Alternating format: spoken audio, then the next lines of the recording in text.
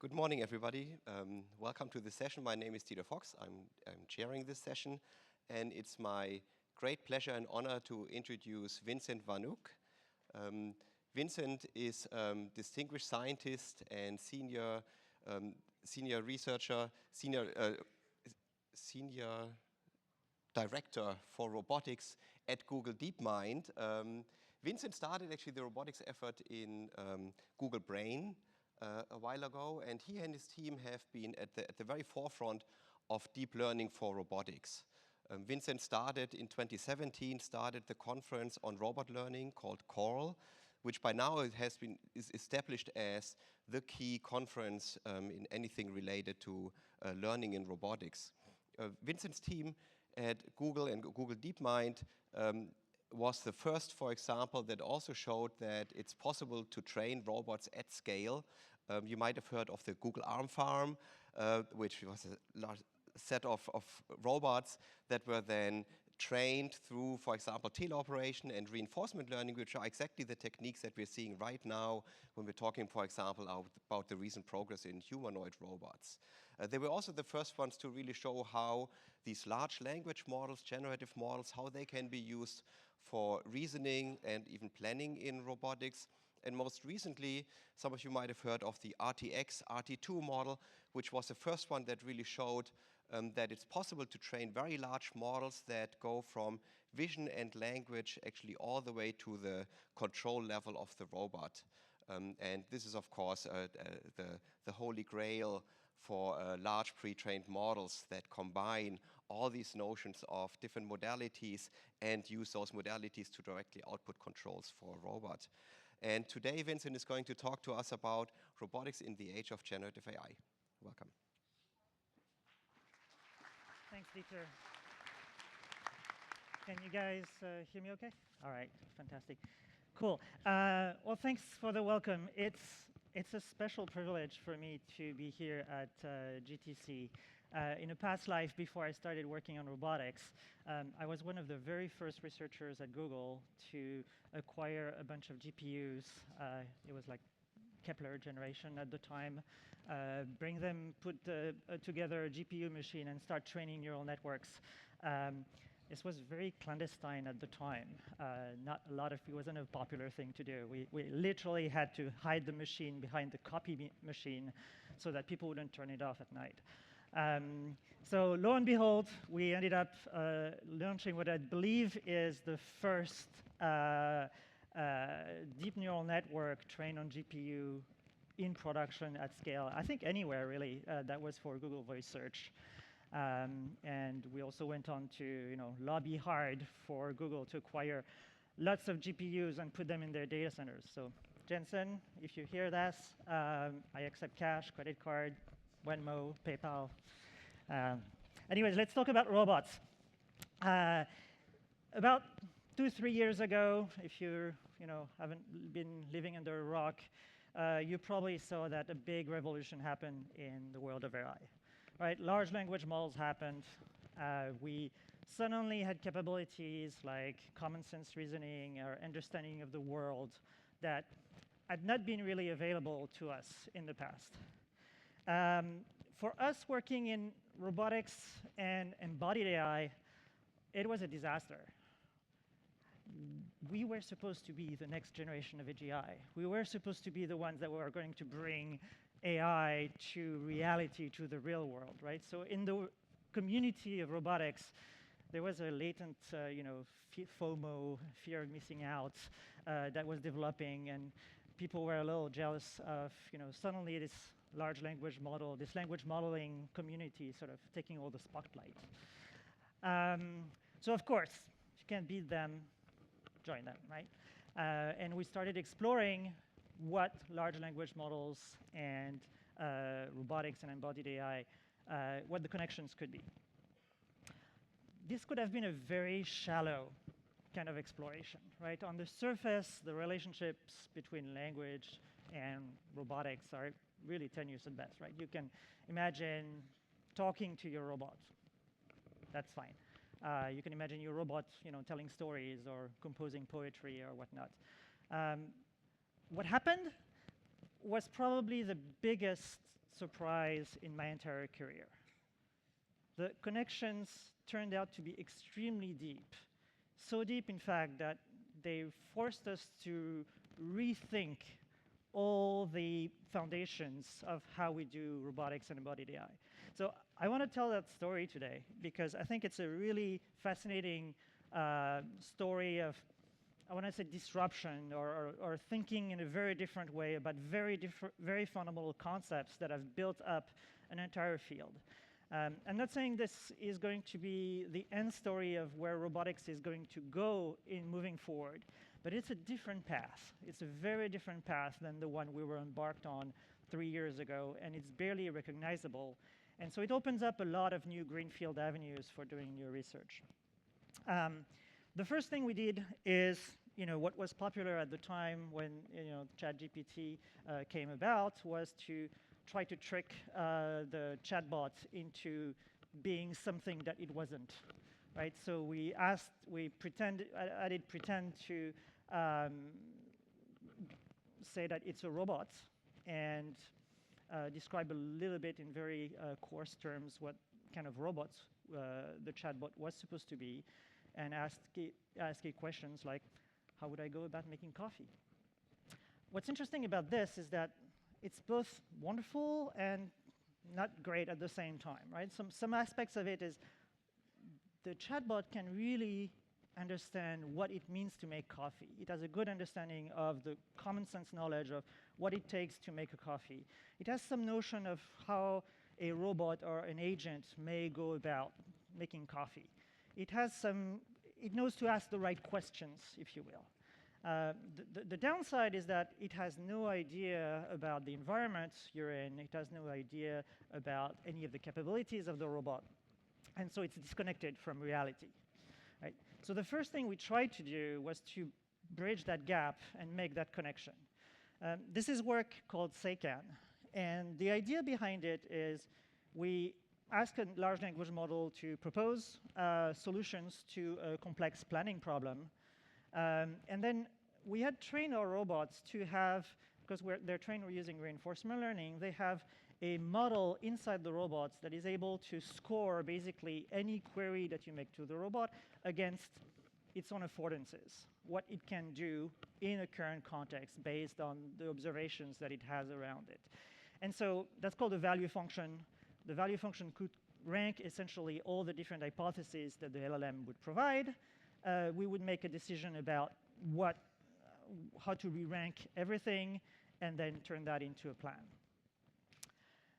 When you do this recursively, you can get a step-by-step plan about how to go from very high-level questions to really detailed semantics about how to operate the robot to accomplish the task. The interesting piece here is that this really lifts the problem of planning into the semantic world. Instead of doing planning as trying to avoid obstacles or something that is really geometric, suddenly the planning happens in semantic space, in a place where us as humans can really understand what's going on. So this is what it ended up looking like. You have a robot, you ask it a question, it has a perception that enables it to score what it can see around it. It can pick objects. It knows that it can find objects. It can place objects. Those are all the affordances that the robot has. And the robot makes a decision about which one is the right one to go after. So let me take a little step back, because this is kind of going to be kind of the scaffold of what comes next, right? This is where my roboticist friends start really, rolling their eyes, because I'm giving you a very, very sketchy sort of introduction to how a robot works. It's a lot more complicated than this, but this is a model that actually serves our purpose here. So a robot roughly is, you have a loop in which you perceive the world, you extract the state of the world, essentially. You pass that state to a planner that decides, based on the goal that you're trying to accomplish, it's going to make a plan about what to do next. And once you have a plan for what the robot should do, then you pass it to a controller which actuates the robot and actually executes the movements. All of that is in a loop because obviously the state of the world changes, so you re-perceive and you replan and you reactuate and you keep doing that at a relatively high frequency so that you can adapt to the changes in the world. So what we did with SECAN here is just taking the planning piece and replacing it with an LLM. And that has interesting consequences because suddenly this planner, speaks natural language. You no longer have sort of code APIs between your planner and the perception and the actuation, for example. The consequences of that is that having natural language as the sort of inner API inside your robot is something that we can actually lean on and use even more. So one thing that was starting to develop around that time is perception using visual language models were getting really, really good. The performance of those models against sort of bespoke vision models were getting very good. And so the question is, can we use those visual language models that directly speak natural language already to control our robots and obtain the perception information that's interesting? So this is something we started researching, and that becomes the concept of Socratic models. This is the idea that you can have multiple models, some that have specialized functions like a vision model or an audio model, and then a large language model that does the planning side. And you can have them basically have a dialogue with each other in which they come up with a consensus about the state of the world, about what to do next, about what questions to ask. You can have the planner actually ask questions to the vision language model to get a refined perception for a specific part of the environment that it wants really more information about. This dialogue turned out to be very powerful. So we had a lot of follow-up works that really sort of leveraged that concept of having essentially a little chat room inside your robot where all the models could speak to each other. So this next work is kind of an evolution of SECAN, where in SECAN, we just had a language model and then it interacted with this robot value function. With this inner monologue, we had the human provide a goal for the robot on this chat room. We had the language model sort of question what it would require to execute that plan. We had vision components that would do both describing the scene and determining whether a task was successful, for example. And so what that looks like is literally a log on the robot of both the queries, the actions that the robot tries to take, the reaction to, in this case, somebody trying to disturb the state of the world. The robot fails. It can observe that there is a failure. It can react to that failure.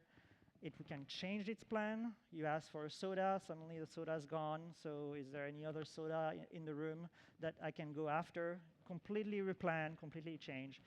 The nice thing about this is that it's completely readable, right? It's really something that is very human-centric because you can follow along this conversation, this inner conversation that the robot has, and really understand exactly what the robot is thinking, what its plans are, and what potential, sort of issues there may be with its perception or with its capabilities.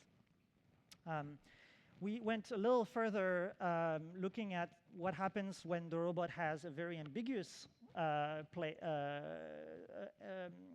scene in front of it. In this case, we asked the robot to place a ball in the microwave. There are two balls.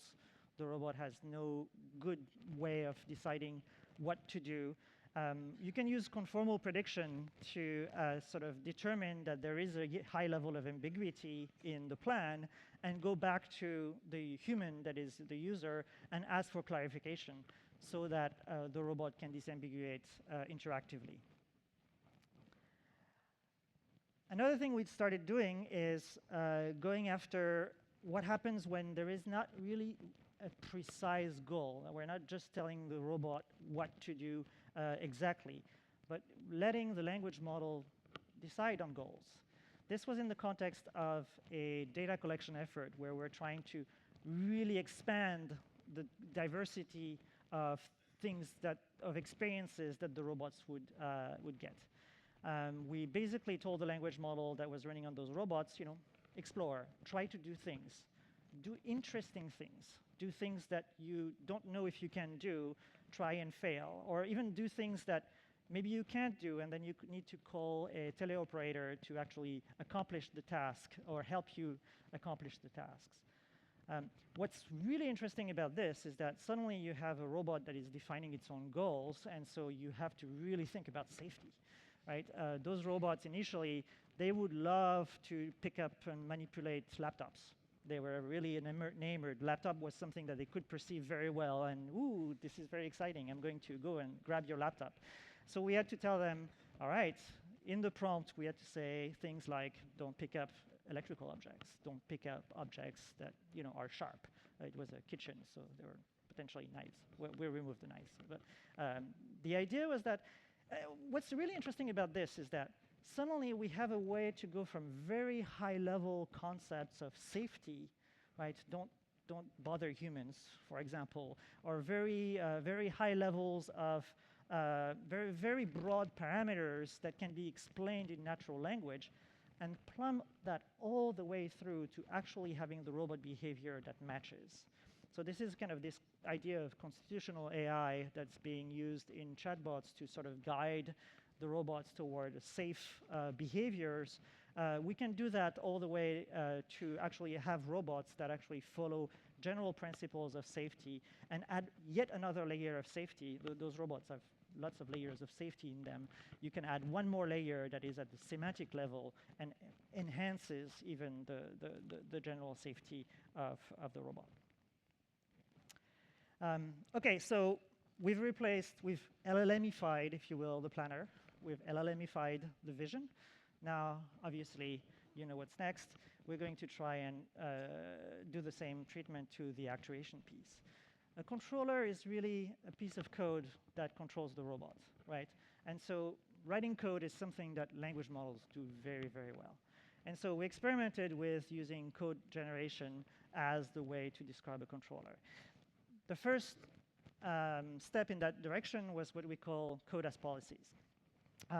This is the idea that you provide a large language model, you prompt it with both perception APIs and control APIs, and let it decide how to use them based on the natural language query that you're making. And this can be very, very powerful. For example, this is a language model that wrote an entire sort of small piece of code that corresponds to stack the blocks in the empty bowl. You'll notice that it uses in green a few perception APIs, very high level in this case. It was largely a toy example. But it also produced some functions in red that we didn't have an API for. It completely hallucinated those. It thought that it was very interesting to have a stack objects function. But then you can recursively go into the language model and ask it, what is stack objects? And then the language model can recursively produce more and more detailed codes that corresponds to the actual behaviors that you want, all the way down to a API level that is actually something that you can use. In this case, we had a pick and place API for the robots that we could readily use. So this kind of recursive application of code generation is very, very powerful at bridging basically different levels of abstraction and going down to the metal, essentially. What this opens up as well is the idea that now that you have a natural language query that can go all the way to the actuation, you can teach a robot to do things in a non-expert way. So this is an example where, simple move the apple to the cube, you have code that gets generated, and boom, it just rams into things. The user can say, yeah, that wasn't good. Please don't knock over the can. And so suddenly there is code that gets generated that corresponds to that goal that you have in mind. It's a reward function that you add to your entire reward system, and the robot learns the better behavior. We've done that a number of ways. This is our little quadruped here, where we want to teach it to give a high five. Doesn't quite get it. You ask it to, raise the paw a little higher. Yeah, that's good. Now let's do it sitting. Oh, that's not really sitting. Tilt the other way then. Right, and that code is not really obvious, right? Unless you actually know what you're doing. You have to be an expert to do this. But now a non-expert can really code all these behaviors directly on the robot. And I think that's a very important piece, that really the going from high-level semantics to all the way down to code is really bringing something new to the table. One thing that I love about this work is that you can take that dialogue that you're having with the robots with the thumbs ups and thumbs down and fine-tune your model, obviously, to get to the desired behavior directly without having to teach the robot again, right? You can bake that into the model. When you do that, you get a better model, and that's pretty obvious. What you get as well is a model that is also better at learning, right? Because you don't feed it just the output of the dialogue. You feed it the entire dialogue, including when your responses were wrong or when the responses were right. And as a result, the model gets better, becomes a better learner, basically. And we've seen that even on wide variety of tasks that were not seen during training, the model ended up being a better learner and better at, we could basically, with fewer turns, teach the robots to do new behaviors. This, by the way, is all enabled by having a really, really fast simulation. So we have an open source simulator called Mujoko. We recently released the third rev of it. Particularly what's in there that is relevant is we have a JAX implementation of Mujoko that runs in parallel and can do very broad sweeps of different behaviors on GPU really, really fast. We also have integrated into the simulator an MPC implementation, which enables you to synthesize behaviors based on rewards very quickly and experiment with reward shaping and see the results of that in real time. So this is a very powerful paradigm to have really a simulator in the loop of developing your skills and behaviors. Okay, so we've LLMified everything. Are we done? There is some weaknesses to this model. It's very nice to have something interpretable as the core component of your robot, where you can have a dialogue and really see what the state of your robot is. But there are some limits to, sometimes you probably want a much higher bandwidth connection between, for example, your planner and your perception.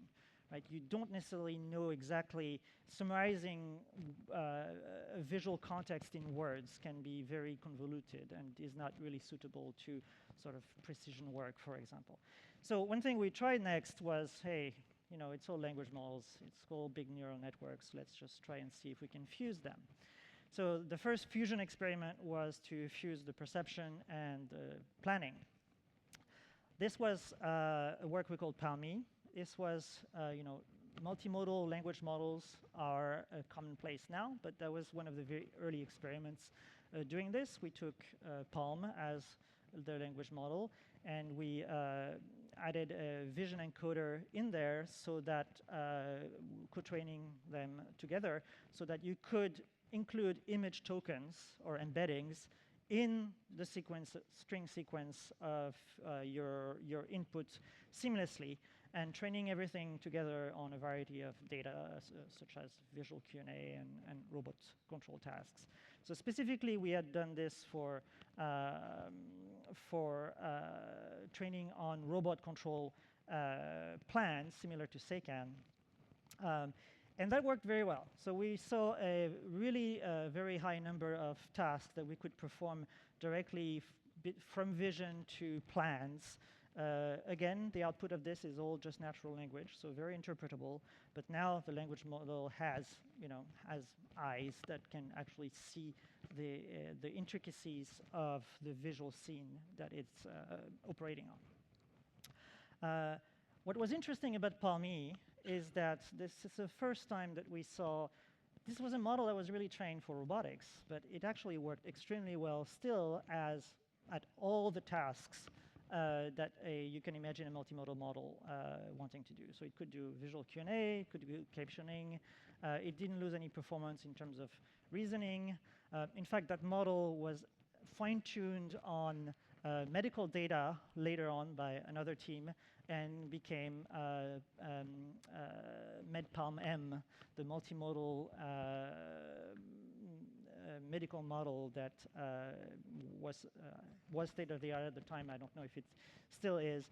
But the idea that you can take a robotics model and turn it into a state-of-the-art medical recognition model is fascinating, right? I think this kind of power of just very large models being able to be retargeted is really interesting for the industry at large. Another thing that was new with Palmy was that for the first time, we saw positive transfer across robots. So this is something that's worth a little bit of an explanation. You typically, you have different robots, different action spaces, different point of views. You would imagine that when you train a model, you want to fine-tune it on the embodiment that you will eventually be deploying your model for, and that fine-tuning is going to give you the best results.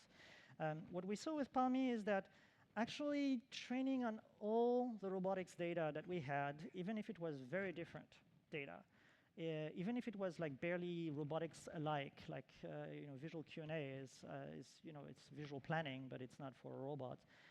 When you put that all together, you end up with a model that is working much better.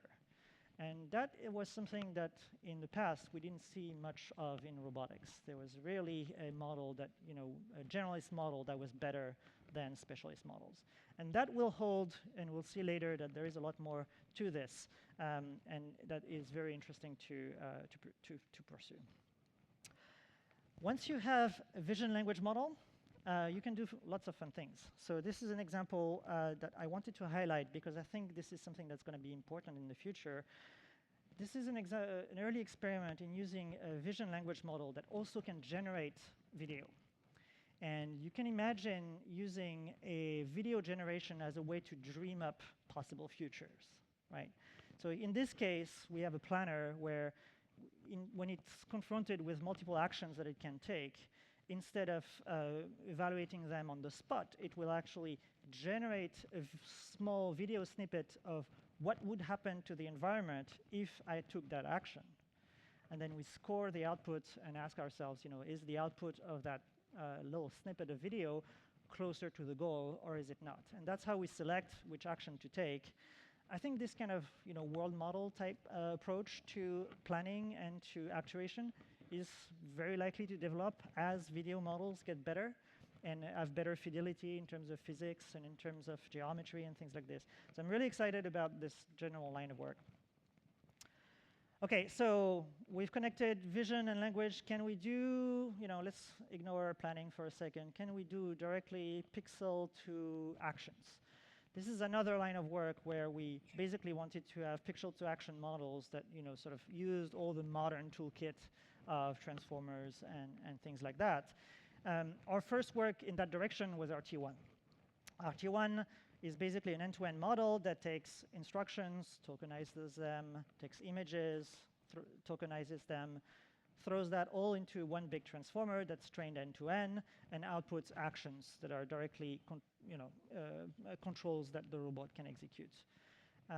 It's a big model, but we can run it at 3 hertz, so it's actually something we can manage for the kind of tasks that we care about, which are picking and placing and things like that.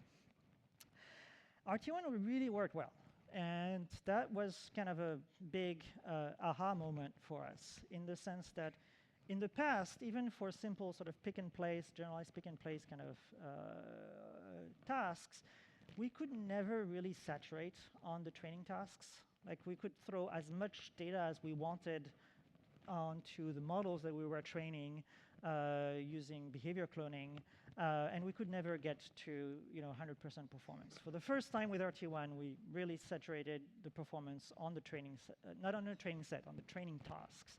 And that's important because you want to be sure that if you're in the asymptopia of lots of data, you should be able to completely nail the training setup that you're focusing on. In addition, we got better generalization, so better generalization to unseen tasks, distractors, and backgrounds. So that's a good foundation for something to build on. Another thing that we learned from the RT1 experiment was that not all data is really equal. And one of the experiments we did is a simple ablation experiment where we took out a little bit of data from the training sets.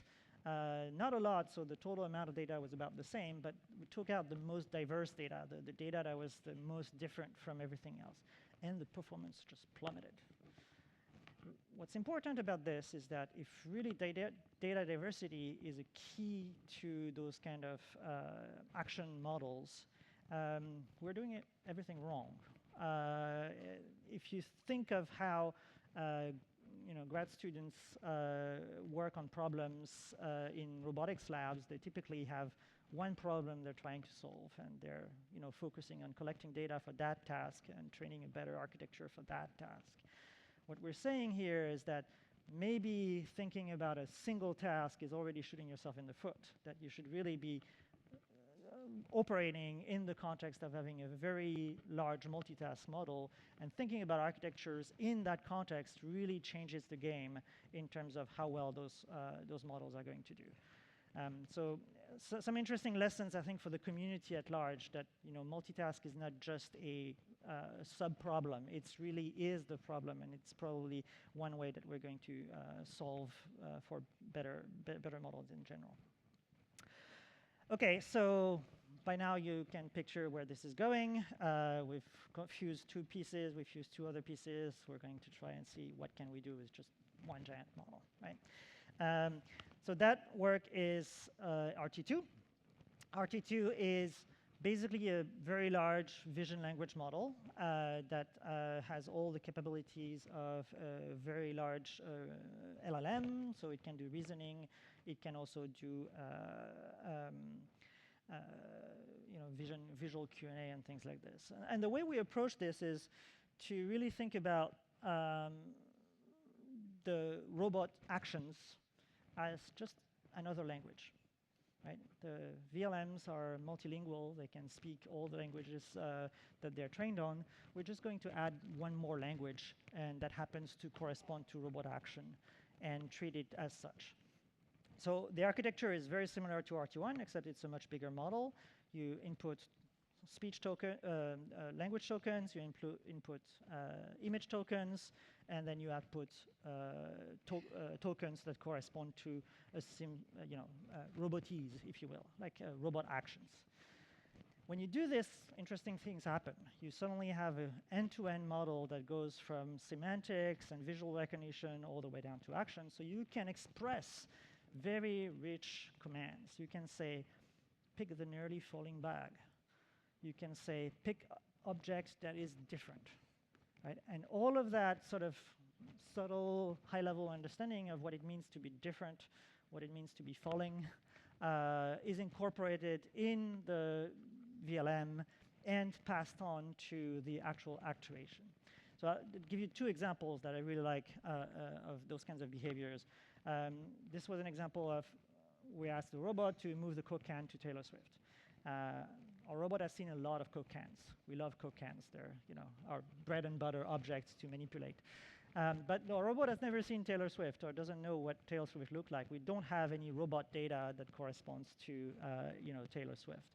The VLM does, right? And so the robot is able to understand the concept of Taylor Swift and move the Coke can to the picture of Taylor Swift. It can also do this with reasoning. So basic reasoning, move the banana to the sum of 2 plus 3, right? So that means the robot needs to understand what a 3 looks like visually. It needs to do basic computation, right? 2 plus 3, that's something that the large language model hopefully knows how to do. But we've never really taught the robot specifically how to do sums, right? It's all part of the overall model. So you see this transfer between the semantics, the vision, and the actuation all working together to produce something that is, I know emergent as a term is being kind of overused, but it feels emergent in the sense that all of those things sort of gel together in one unified way. Another thing we saw with RT2 is that we're just at the beginning of getting things to work. If you think of scaling laws for language models, there is a similar scaling law for sort of a robotic foundation model, where as we get much better, much bigger models, things get much better. And I don't think we're anywhere close to saturating on performance based on the scale that we're at. So it's problematic in a number of ways, right? Those big models are really slow, and so you're having a controller that runs at this kind of speed and using inference of big models is not easy, but at least there is a path there that would enable us to scale up and get better. Another form of scaling is scaling across robots. So remember when I was talking about Palmy, we saw positive transfer between robots. We did other experiments such as this one, RoboCat, where we trained joint models. This was a RT1 style model, but with some reinforcement learning on top of it, where we trained a joint model across different robots with different action spaces, different degrees of freedom, and very different settings, if you will. And again, we saw that even for action models, we could get much better performance out of training a joint model. It's a little bit like saying that the different robots just speak different dialects of robotese, in a sense. Like, it's not that they're fundamentally that different, it's just different expressions through the embodiment of very, very common concepts, and that by adding the data together, we can actually get much better understanding of the physics of what it means to control a robot. So we tried to push this to the extreme. We partnered with 34 different research labs and asked everyone to pull their data together. And obviously, there is a huge amount of diversity of research that's happening in robot learning in the world. You have a ton of different embodiments, different tasks, different data sets. We just pulled everything together. We didn't even try to normalize any of it. Right? So just to give you an example, this is what some of the data looks like. It looks completely random, right? You would be like, how can we learn something out of this kind of diverse data? Turns out we can. And that was also an interesting learning that we basically pulled all the data together, trained a big RT1 model, shipped it to all our partners in universities, and they were able to improve on their baselines using this model, zero shot, and it was as fair an experiment as can be, because we just shipped them the weights and let them run the experiments themselves. So we didn't have a hand in doing the experiments. So this is very exciting. I think the idea that fundamentally cross-embodiment really works and works to an extreme degree sort of opens up the possibility of really building models for everyone, right? And it also enables sort of the models not to be locked into a specific form factor and specific embodiments, and that really has a profound impact in how people think. I think of what it means to share data in robotics, what it means to leverage the community and build something that is bigger and more impactful as a collective effort. We also trained an RT2 version of the model and also saw that those emergent skills that I was discussing before get better when we add more of this diverse data. So there is really a strong signal there that those kind of large foundation models for robotics can really sort of improve the state of the art by a significant amount. So I want to sort of step back and reflect a little bit on where we are at, right? So we have this kind of unified model that takes vision as an input, takes reasons using a language model, produces codes that corresponds to action. It's just a large multimodal model at the end of the day. It's nothing really specific to robotics in that way. We train it on some robot data, not a ton, right? Not internet scale amounts of data, but some amount of data. A lot of the heavy lifting there is done by the text data that's from the web, the image data that's from the web. The actions that we take are a form of language. They're just dialects of robotics. This picture is really, really strange to us in the robotics community. If you'd asked me like 3 years ago that this is what robotics would end up looking like, or what a possible future for robotics would look like, I would have called you crazy, right? Back in the day, and back in the days, like a mere 3 years ago, we were really focused on reinforcement learning, on sort of learning approaches or that were very bespoke to specific robots, that were using a lot of data. So the shape of things has really materially changed. This is still research, so we haven't completely validated this in the real world. But this is a completely greenfield potential new path for robotics. And the thing that is very exciting about this is that it really enables robotics to ride the AI wave that we're seeing here, right? Any improvements to large language models, any improvements to multimodal models, to video generation, will be able to use this and leverage this in robotics. So we're no longer kind of on a little AI island. We're really part of the entire AI community, and we can really benefit from the entire sum of all the advances that are happening in the world. Okay, with that, I want to thank everybody who contributed this research. It's the effort of a very large team of very talented people, and I'm very grateful to be a small part of it. And thank you for everyone here.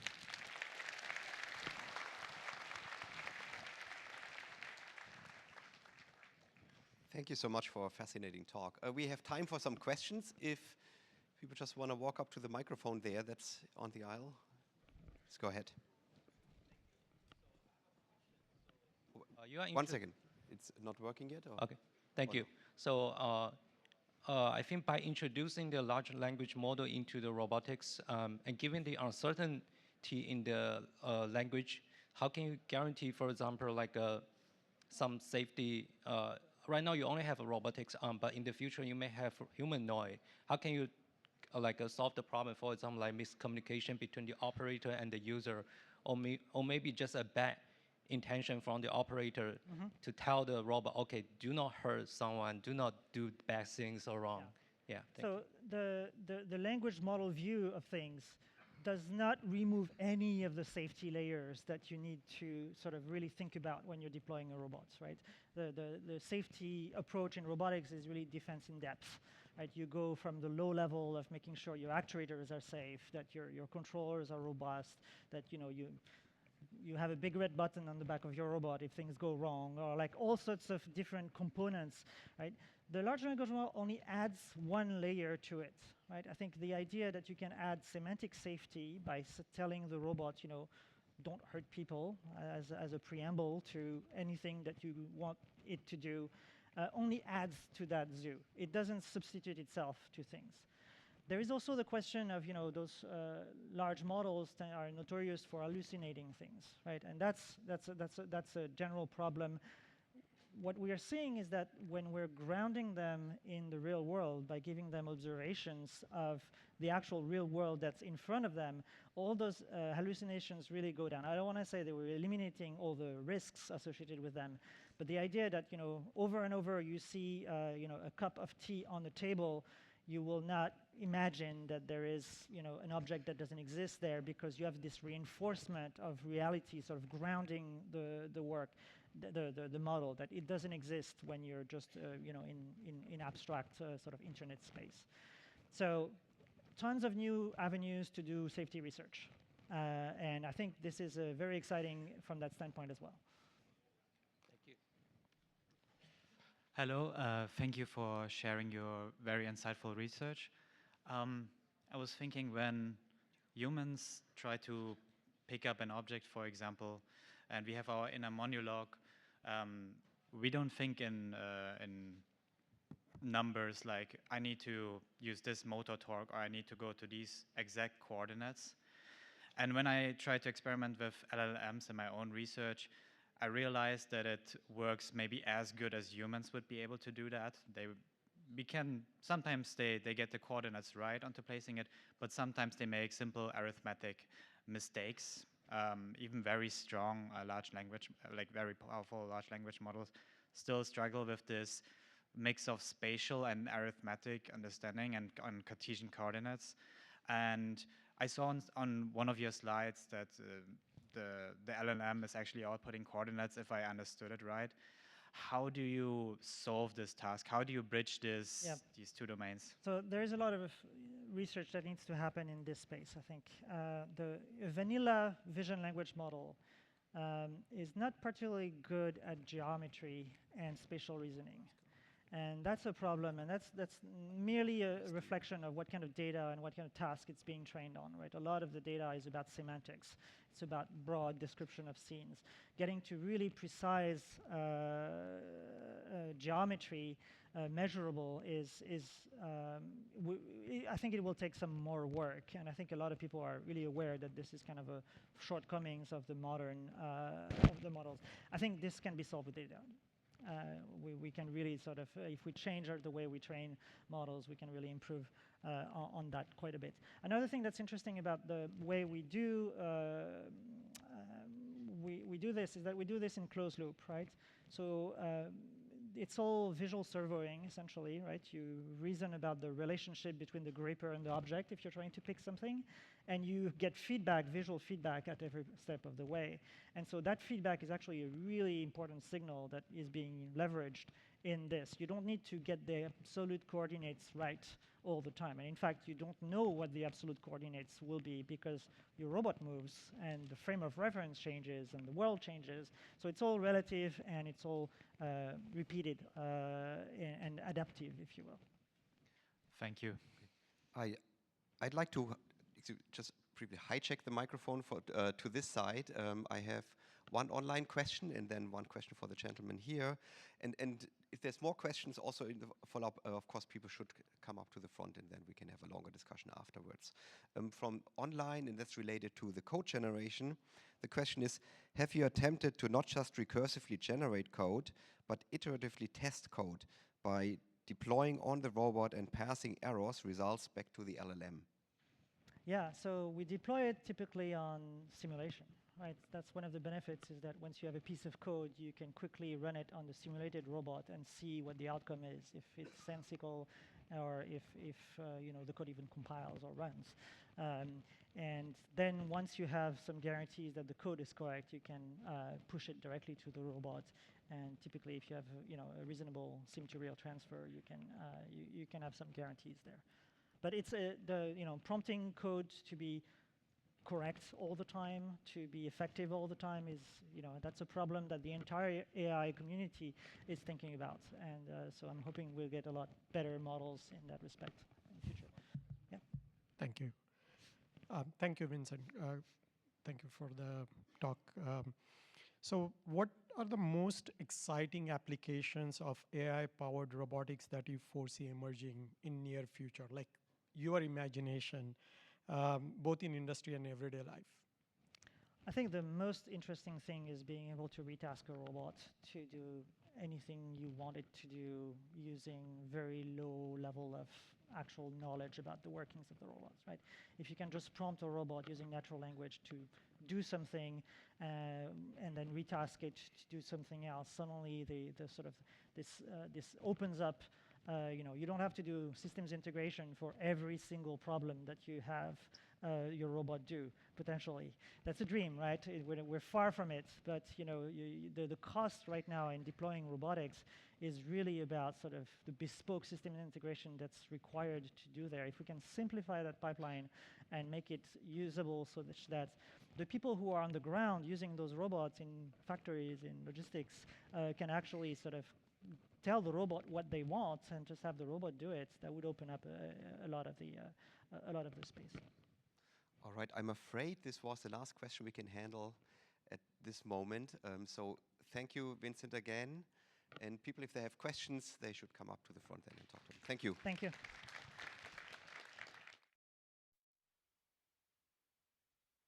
Thank you for joining this session. Please remember to fill out the session survey in the GTC app for a chance to win a $50 gift card. If you are staying in the room for the next session, please remain in your seat and have your badge ready to be scanned by our team.